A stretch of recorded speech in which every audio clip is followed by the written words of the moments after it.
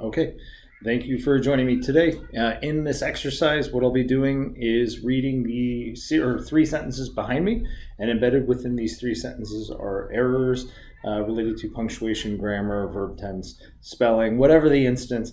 That's kind of up to you to decide what needs to be corrected, because after I've read the sentences to you, I'm going to have you pause the video, to which I'll stand out of the way so you have a chance to read it more closely. Make any corrections you're able to, and then I'm going to ask that you resume the video so that you and I can correct it together to see if your corrections align with my own. And of course, if they vary or if you have some contentions with the corrections that I've identified, you're welcome to include that in the comments section below. So let's go ahead and start first, as I mentioned, by reading the sentences, and then I'll have you pause.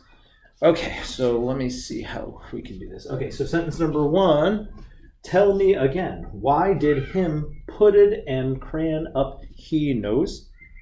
Sentence number two, him is watching YouTube and seen someone do it. He thought, why not?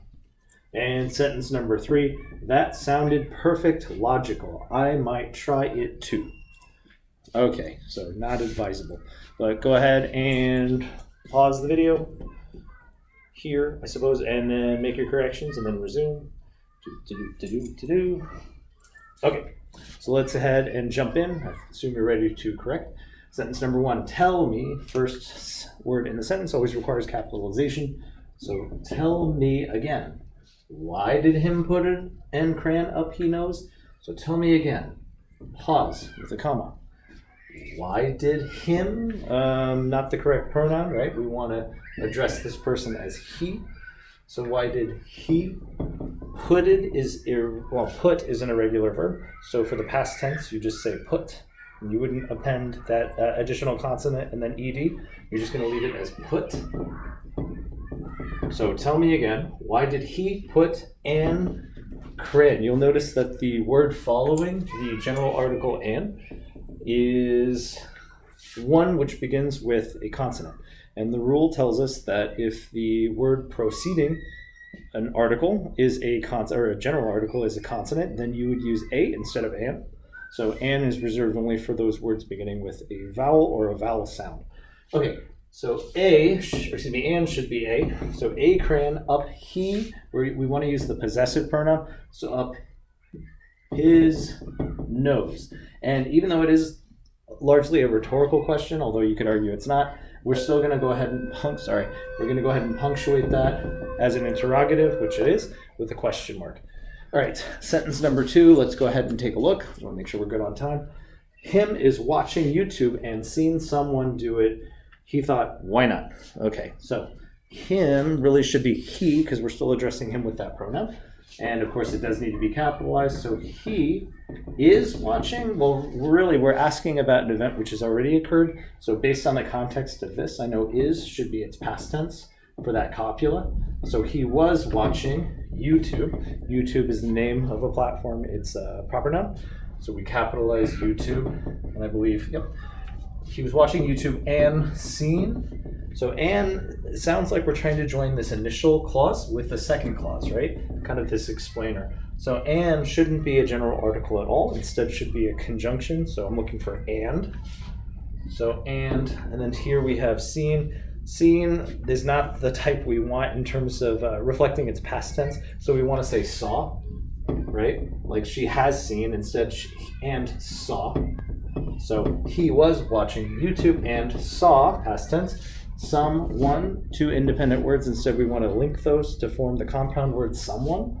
So we're going to go ahead and join those two as one word. Someone do it, again, past tense. So we're looking for someone did it, period. Or in some cases, you can use a comma.